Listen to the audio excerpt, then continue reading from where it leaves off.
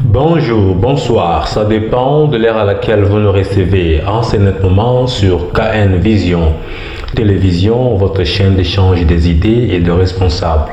Un grand merci, Nabandeko Bazol, Biso, partout dans le monde entier. Un grand merci, Nabandeko Bazali, ko s'abonner à Katia KN Vision Télévision, tout non, merci.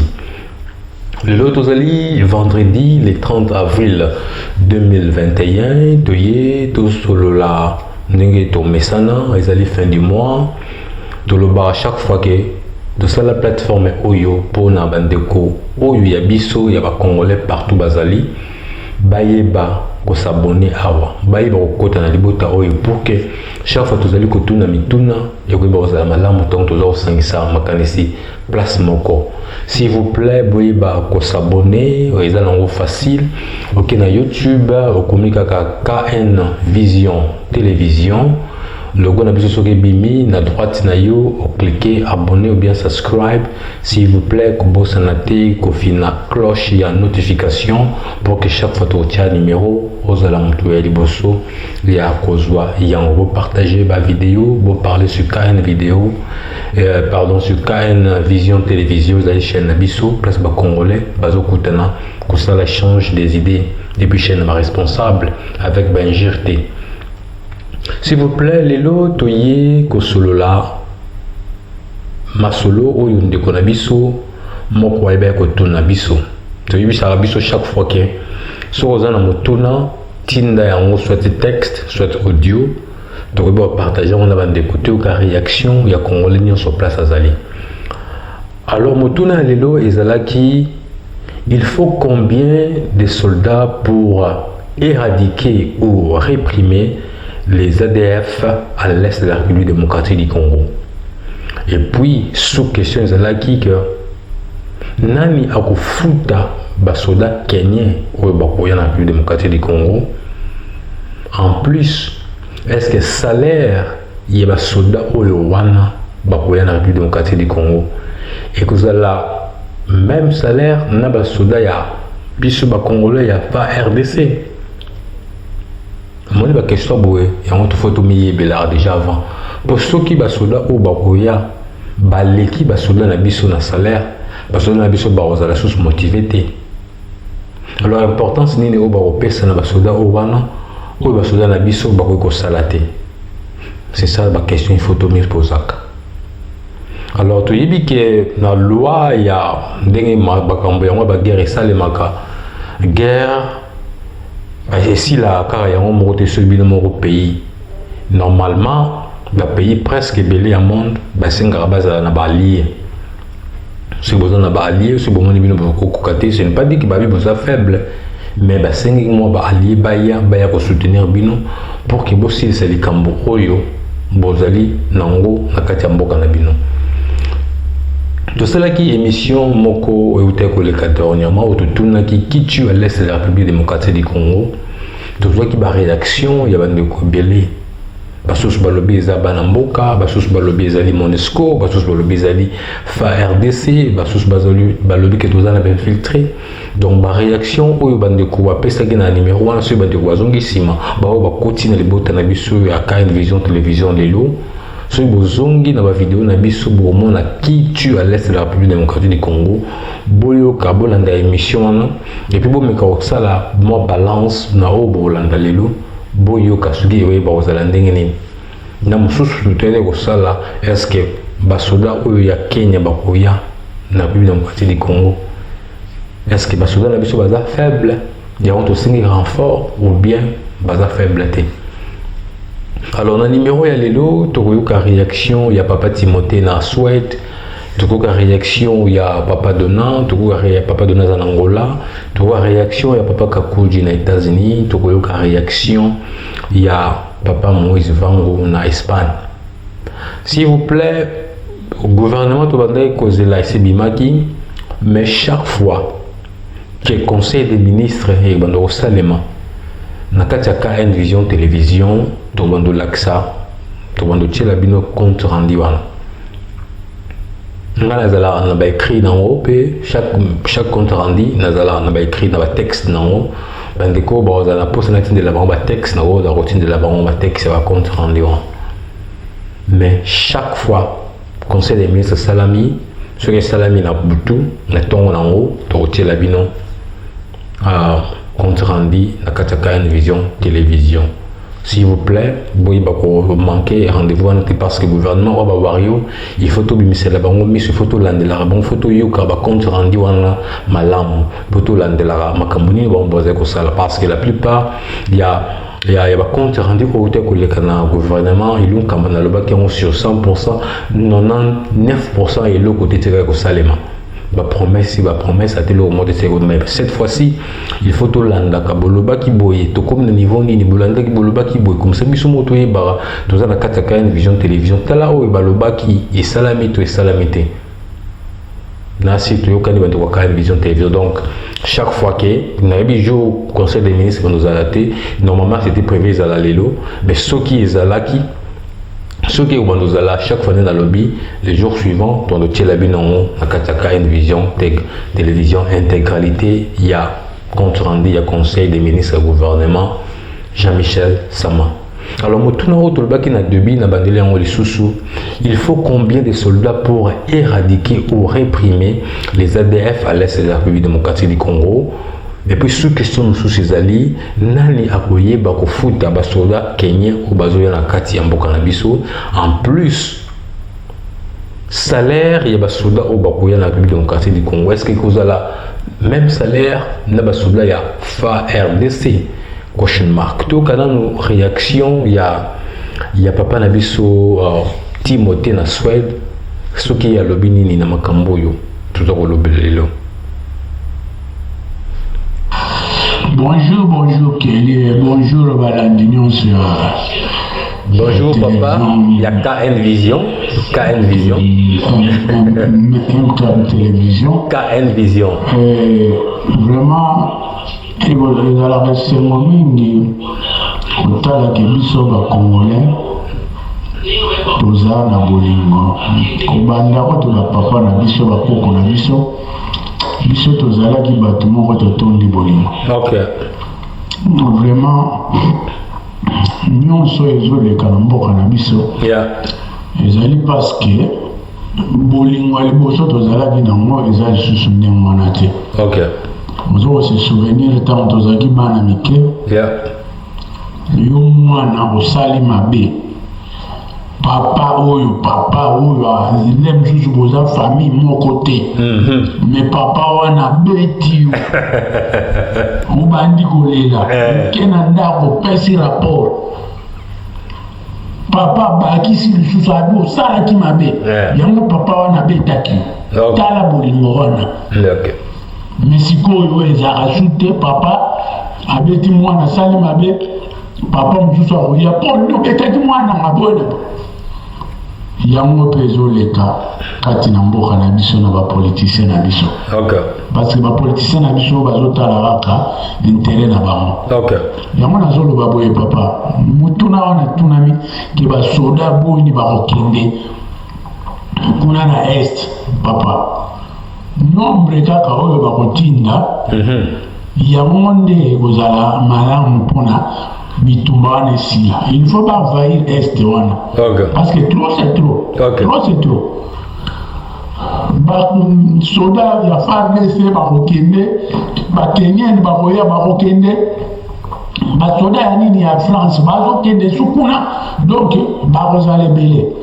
Alors mpona kofuta bongo omoni nyonso wana ezalaka accord nation na nation ndenge bayokani ndenge ekosalema ozomona wana ezalaka secret d'état mutu moko te ayebaka yango bango moko badirigant bayebi koma basololi bakor nini bametre na place nakanisa yango wana kaka nalingaki na contribue malgré tout na retard mpona lamuki mpena nzoto ezalaki mwa malamu te nalali donc tina ba 9h na lamuki nde yango mwana tindi voice na mwa retard bandeko napesi bango mbote bango nyonso baoyo bakolanda biso. Merci. Un grand merci papa Timothée na Suède, un grand merci na participation na you. Toyoki réaction ya papa Timothée. Est-ce que France ba soldat français na côté la histoire na bango mambazo le capable na ba Sénégal parce que tu as histoire ba soldat français. Est-ce que croyons-nous que ba français ba ko aider biso vraiment malam? Croyons-nous que les Français na oyo bango bazwa ko sa na République démocratique du Congo bazo sala un bon intérêt na bango kaka ou bien bazo ko sala vraiment pour na ba Congolais ba yeba ke kinya vraiment ezo kota na kati ya mboka na bango. Toki réaction ndenge papa Timothée lobi pour na mambo etali salaire ezali ba accord entre nation na nation mutumo otoye ba yango mais fuite bima kaka so ba soza na biso ba oyo kango toye ba te suki ko ba kozala ndenge nini. Toyoka réaction ya papa Kakuji na New York les États-Unis ce qui est le banini na motuna toujours le balelo. Il nous faut combien de soldats pour éradiquer ou réprimer les ADF à l'est de la République démocratique du Congo, ou bien yami bisa yami balezali nani akufuta bango, ou bien yami soukezali salaire en gros bafuta ba soldats wana est-ce que ozala ndenge moko na ba soldats fa RDC. Tout une réaction ya papa Kakuji s'il vous plaît. Bonjour Calvision Télévision et bonjour aux auditeurs. La France figure parmi les 5 pays membres permanents du Conseil de sécurité. Ok. Et la MONUSCO est mandatée par ces 5 pays. Okay. Donc parmi les officiels les officiers de la MONUSCO, il y a des militaires français. Ok. Alors, le Kenya, l'Ouganda et le Rwanda sont des pays satellites des États-Unis et de la Grande-Bretagne. Le commandement de l'Africom se trouve au Rwanda. Ce n'est pas un secret. Ok. Les services de renseignement de ces 2 pays, c'est au Kenya. Est-ce que les officiers congolais ne savent pas ça? Est-ce que François Béan ne connaît pas ça? Nous sommes dans un imbroglio. Nous sommes dans un imbroglio à cause de notre complaisance. Okay. Et aussi longtemps que nous n'aurons pas le courage de pointer du doigt notre ennemi, cette guerre ne prendra pas fin. Okay. Nous savons tous qu'il s'agit d'une guerre économique. Nous connaissons tous l'intention de l'ennemi. Nous connaissons tous ceux qui financent cette guerre. Okay. Alors le président saute les moutons pour aller demander l'aide au Kenya. Il a sauté l'Ouganda pour aller demander l'aide au Kenya. Okay. Pourquoi pas l'Ouganda? Pourquoi pas le Rwanda?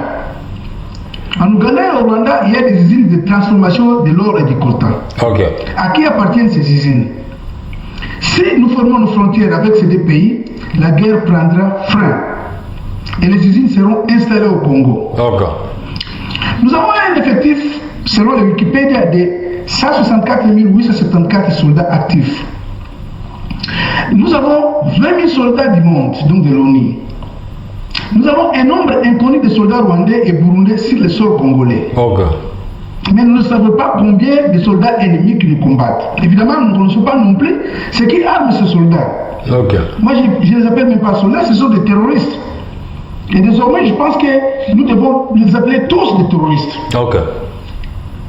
Ainsi que ceux qui les arment. Ce sont des terroristes. Okay. Et les pays qui les logent sont des pays terroristes. Et leurs officiers sont des voyous. Okay. Désormais, il faut appeler le Rwanda et l'Ouganda des États voyous. Ok. Les soldats kenyans comme les soldats français qui ne sont pas mandatés par le Conseil de sécurité sont tous des mercenaires. Et il est fort possible que leur mission est de rendre la situation plus intenable. Okay. Nous avons tous vu ce qui s'est passé en Syrie avec les casques blanches. Alors pour ce qui concerne leur salaire, ils seront payés 10 fois plus que les soldats congolais. Okay. Et en cas de décès, leurs familles auront un dédommagement de plusieurs milliers de dollars. Okay. Tandis que nos soldats ne reçoivent pas d'indemnité, ils ne reçoivent rien. Okay. Alors c'est extravagant d'engager la République dans une telle circonstance. Okay. Au moment où nous sommes en mesure de nous prendre en charge nous-mêmes. Okay. Au moment où nous pouvons régler cette situation en prenant des décisions hardies et rigoureuses. Yeah. En prenant des décisions efficaces qui consiste à fermer les frontières pendant un certain temps. Yeah. Parce que nous sommes en face des ennemis redoutables. Yeah. Et qu'aucun égard les droits humains. Donc, les droits de l'homme qui disent là, c'est fantaisiste. Hitler avait écrit dans son livre ceci. Il avait dit que la nature ne connaît pas de frontières politiques. Okay. Elle place les êtres vivants les uns à côté des autres. Si le globe terrestre est comptable du livre des forces, les plus forts en courage et en activité, enfin de prédilection de la nature, obtiendra le noble droit de vivre. Okay. Et ils l'ont réalisé. Ils l'ont réalisé en Amérique, en Australie et en Palestine. Et puis il a ajouté ceci. Car les choses sont pourtant telles qu'à notre époque, il y a encore d'immenses étendues de sols inutilisés. Sol qui n'attend que d'être exploité. Et il est sûr aussi que ce sol n'a pas été conservé par la nature comme territoire réservé dans l'état à venir à une nation ou à une race déterminée. Okay. C'est cette philosophie qu'ils veulent mettre en pratique au Congo. Qu'ils ont déjà mis en pratique au Congo. Yeah. À cet effet, Chilombo doit prendre des décisions unilatérales pour une question qui nous concerne tous. Nous avons mandaté des hommes au Parlement pour nous représenter. Yeah. Ces hommes doivent être consultés avant tout engagement. Donc le président doit tout d'abord nous dire avec qui on se bat. Okay. Et quels sont les pays qui promotent ces actes odieux de terrorisme. Okay. S'il ne sait pas, il doit immédiatement dissoudre tous les services de secret. Okay. En commençant par son conseiller spécial en matière de sécurité. Okay. Aux États-Unis, quand les buildings sont tombés à New York, le 9 septembre 2001, 2 jours après, le président Bush nous a dit, le commandataire, il avait pointé du doigt Osama Bin Laden. Yeah. Alors nous, ça fait 20 ans que nous ne connaissons pas ceux qui nous combattent. Yeah. Les rebelles congolais ne doivent pas venir de l'Ouganda. Alors Chilombo doit nous dire les commanditaires des massacres à l'Est. Il doit nous dire le commanditaire des massacres dans la République démocratique du Congo. C'est un peu ça. Merci beaucoup, Kelly. Bye bye. Un grand merci, Papa Kakuji, na New York, les États-Unis, la participation à yo. S'il vous plaît, de quoi une vision télévision, toute la belle mission, biso ba responsable. Toute la belle mission, tu n'as soukato ka ba réflexion, ba ndeng ba mikolo bazo raisonner na katia chaîne. Donc réflexion, il y a Papa Timothée na Suède, donc réflexion, il y a Papa Kakuji na New York. Tout continuer mission, tout y a réflexion, il y a Papa Dona, tout y a réflexion, il y a Papa Moïse Vangu. Nous avons eu un audio au bande de la ca, na se pla na makasi.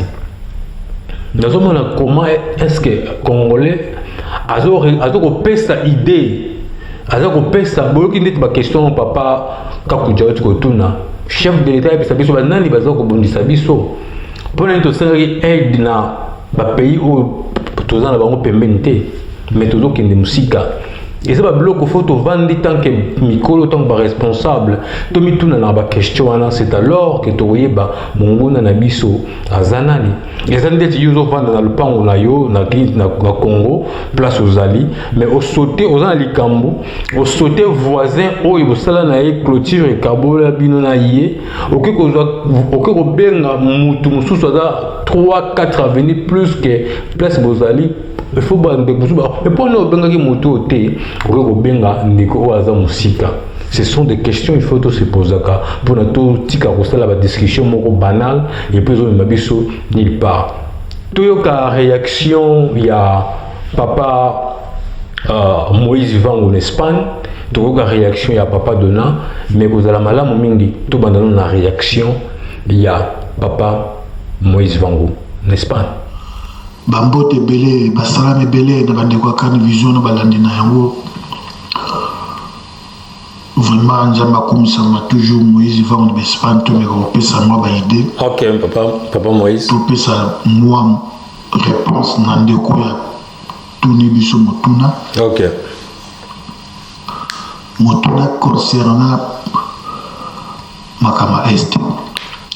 Makama Est est vraiment très complexe. Ok. Motuna on est que tout comme une paye makasi. Ok. Pour nous répondre, nous avons ma casse. Ma casse, nous avons un point. Ils ont un point où il y a l'objet que les soldats ont besoin. Combien a fait du mois? Point d'interrogation. L'ensemble, Boutuni, ce que tu l'as dit, pour nous aussi, sa guerre extendée de Katuni, il faut combien de soldats? Ils ont fait des soldats, même les soldats, moi quoi. Ok. Assez, ce n'est pas la guerre.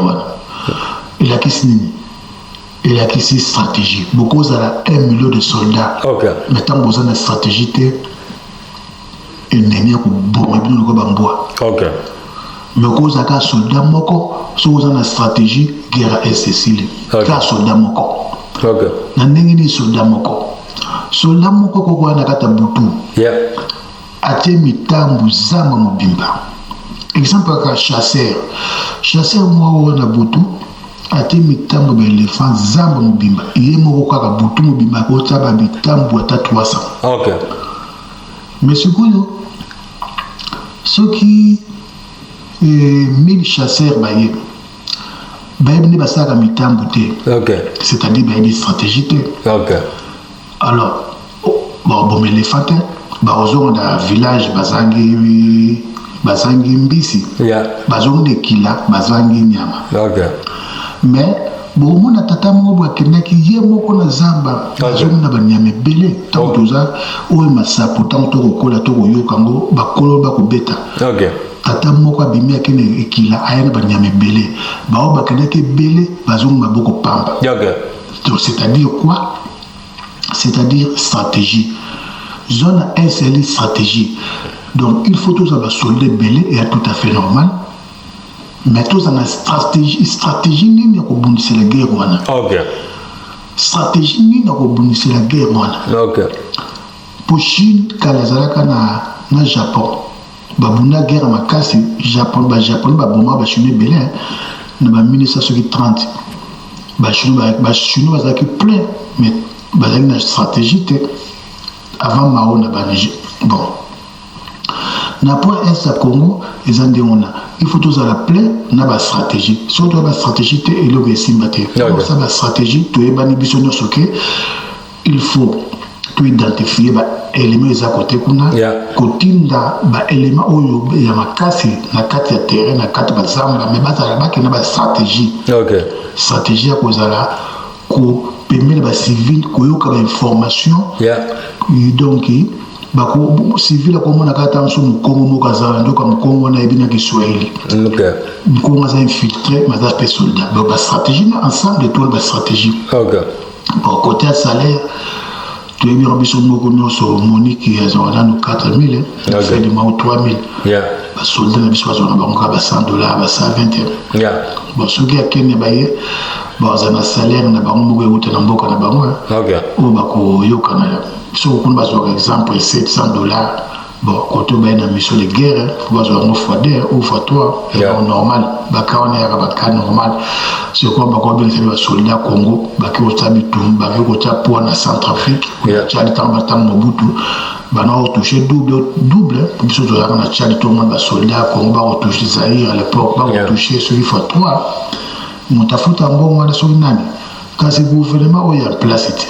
Ntango la kati gouvernement tchali mto chambon tanga risena boy oya biso pe lika RDC fa chambon est obligatoire pour Kenya refuta batonate le RDC fa chambon ya moto ko pesa ka conseil défense ya est na défense katanga et la liga le recrutement militaire ba jeune de 18 ans à 30 ans baza plein la RDC mutoko boya mazate pena bilanga ekota na RDC bilanga to bela butumu ba tracter les anango belé na Europe bimba ya ofele même. Un grand merci papa Moïse Vango na Espagne na participation na yo boyoki makanisi ya papa Moïse Vango boyoki makanisi ya papa Timothée boyoki makanisi ya papa Kakuji boyoka makanisi ya boye et bon chaîne na boyo talangote to ka réaction ya papa Dona na Luanda ce qui a le binini na motuno toujours autour na lelo. Ok, Kelly, bonjour Balandinho, surtout yaka une vision. Ndeko Kelly, Namotuna Oyo Ndeko Tomituna Ndeko Atuni, je pense qu'il y a 3 volets à retenir. Okay. Bon, la première volet, Tozotala Oyo, Ezako concerné nombre de militaires qu'il faut envoyer. Okay. Donc, moi je pense que dans cadre de Bitumbato Baguerre, c'est pas, disons, une science exacte. Yeah. Donc, on ne saura pas dire exactement, disons, combien, disons, de militaires il faudra envoyer. Yeah. Ce qui importe, c'est que c'est la stratégie. Comment armée Nabisona, armée kenyane, va se dépatouiller pour finir avec, disons, ces rebelles-là. Yeah. Bon, pour la cadre de la stratégie, il faut retenir le Lokomoko. Il faut savoir, disons, que non, équipement où il va pour la opération.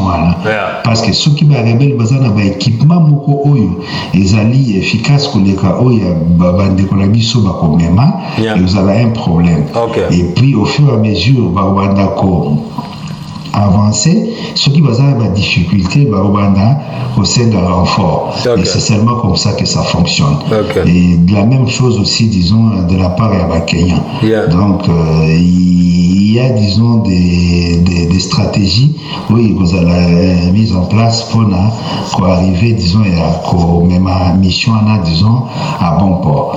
Bon, la deuxième volet, Tozotara Sikoyo, na cadre nini oyo militaire kenyan.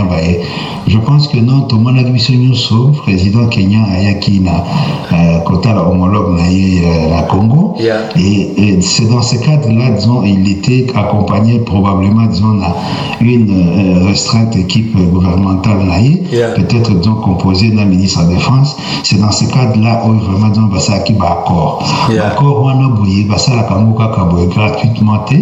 Dans des accords, on a probablement, je ne suis pas, disons, technicien en matière, mais c'est ça. Donc, accord, on a bouillé, et Zali,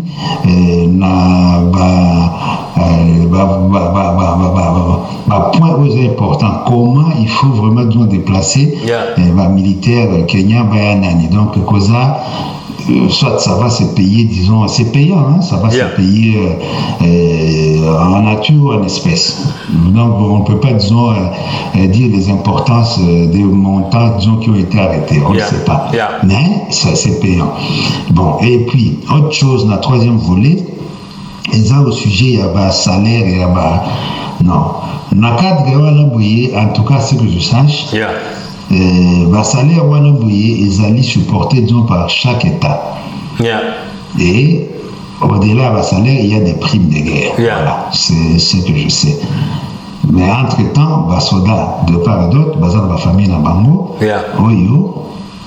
au fur et à mesure, au front, la famille na bango, bon, on sait très bien, disons, que parmi eux, il y aura, disons, ceux qui vont mourir, il y aura des blessés, mais il y a toujours ce qui suit, indemnisation pour la cas Oyo, Kofi, Moussousou, Bima vivant, et ceux qui, par exemple, ont mené opération, on a prime, donc ma prime, on a boyé, Congo a s'occuper de la soda, et Kenya a s'occuper, disons, de la soda. Donc, pour le salaire, on a boyé. Ce n'est pas dans le Congo qui va supporter directement. Donc c'est dans le cadre de la coopération. Et puis bon, il y a chaque armée a une base logistique. Vous savez donc la Tamba Baguerre, le Bafoufou il y a Makate, il y a des boîtes, biscuits, vitamines, mailles probablement, disons, et cause et voilà, donc bref, c'est ça quoi. Mais ce qui importe pour moi, pour finir, est que qui m'est à l'Est. Dès qu'on a vu sur l'Est, c'est vrai que ça nous fait mal. Ça, je vous dis franchement la vérité, ça nous fait mal de voir que non, et nous on assiste, disons, à ces tueries-là, tout en étant impuissants. Moi, je pense qu'il faut vraiment donc que ça finisse pour la bande de biso bazo kimia. Les affaires là bisoté parce que bazali épargné batanga parce que ces enfants-là aussi, na kati na bango il y a des génies. Moi, je pense qu'il faut que gouvernement ça l'effort vraiment pour la Kosili-Sanani.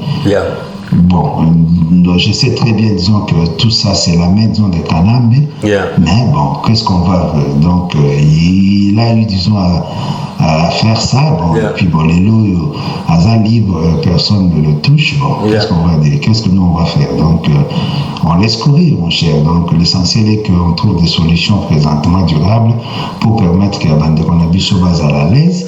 Et ces mecs-là, disons, de Kanambe, bon, Dieu seul sait comment, disons, résoudre le problème. Merci. Un grand merci, Papa Dona, un grand merci, Nabande Koyaka, une vision télévision. Numéro O, tout ça, Lilo. Mois d'avril, Mobimba. O, Yopo Nangai, Namonyango Bimi, the best numéro, émission tout ça. The best, donc meilleur dans la zone de na kati. Il y a une réflexion, il y a Papa Timothée, il y a Papa Dona, il y a Papa Moïse Van, il y a Papa Timothée, et c'est moi, c'est l'un ma casse mingi. On a possible vraiment, s'il vous plaît, on a possible 5 minutes, la réflexion à boyer, avec intelligence, avec Bolingo Yamboka. C'est pas là, totalement mariage, il y a papa Dona, il y a papa Moïse Vango stratégie, donc ça il n'a pas tout baillé banité mais qui n'a même pensé en tout cas il s'allie Essengo mingi en tout cas botika malamu bandeko ya kati ya ka une vision télévision il y a on senga na bandeko na ba o ba participer lelo s'il vous plaît. Bozwa ba audio to tinda ba question pesa yango pe muninga na pesa pe ndeko mususu s'il vous plaît pesa ndeko mususu pesa numéro ya KN comme ça on te retia oyo ka pe ndeko wana nini ya kanisa ka nini ya za ko kanisa o comparer na oyo zo kanisa e ko ba osala malamu mingi botika la malamu vraiment ndeko kati ya liboto ya KN vision télévision to kokutana prochainement na numéro mususu bye bye.